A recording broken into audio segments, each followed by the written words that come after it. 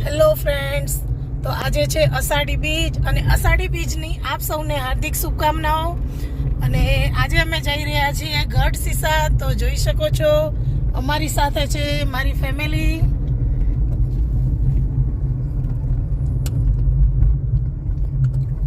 આ છે અમારા ડ્રાઈવર સાહેબ।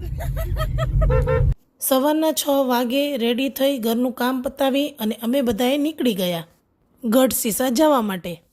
ને સસરા ને મહેમાન બધા આગલા દિવસે ગઢ સીસા પહોંચી ગયા હતા। રહેવા જમવાની બધી જ સગવડ ત્યાં અમારે થઈ જાય છે સમાજવાડીમાં। અમે સમાજવાડી પહોંચી આવ્યા અને દર્શનની લાઈનમાં ગોઠવાઈ ગયા। અમારે લેડીઝ ને જેન્ટ્સ ત્યાં બે લાઈનમાં દર્શન કરતા જાય, ચરણામૃત લઈ અને આગળ વધતા જાય। મમ્મી મહેમાનને ત્યાં આવી ગયા હતા, અમે ત્યાં પહોંચી ગયા। ત્યાં તરત જ અમારે મંદિરથી દાદાના પાળીએ જવાનું હોય, ત્યાં દાદાના અભિષેક કરી દાદાની ધજા બદલાય, પાળિયાની અભિષેક થાય, પ્રસાદ થાય, આરતી થાય કરી અને સમાજવાડી અમે પાછા આવી જઈએ। આ છે અમારા હિરજી દાદા અને અગત્ય ઋષિનું મંદિર। ઢોલ શરણાઈ સાથે અમે નીકળી ગયા છીએ પાળીએ જવા।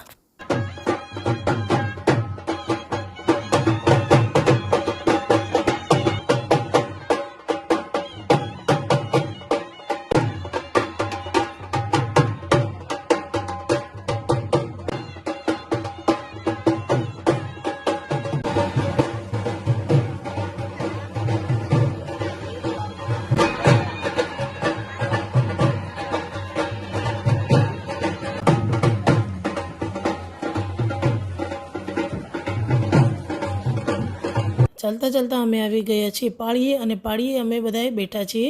અને આજે ગરમી પણ થોડી વધારે હતી એટલે મારી હાલત બહુ ખરાબ હતી। તો અમે મંદિરે આવ્યા, પહેલાં જેન્ટ્સે દર્શન કર્યા, પછી લેડીઝે દર્શન કર્યા। ત્યાં તો અમારો પણ વારો આવી ગયો અને મેં પણ દર્શન કરી લીધા, સાથે મારા પરિવારે પણ બધાએ કરી લીધા। અને અહીંયા અમારે નિયાણી દર્શન ન કરે કેમ કે અમારે પગે ન લાગે નિયાણી, એટલે એ બહાર જ બેઠી હતી દીકરી મારી, અને બાકી બધા અમે દર્શન કર્યા। અને ત્યાં તો અમે પાછા આવી ગયા સમાજવાડીએ।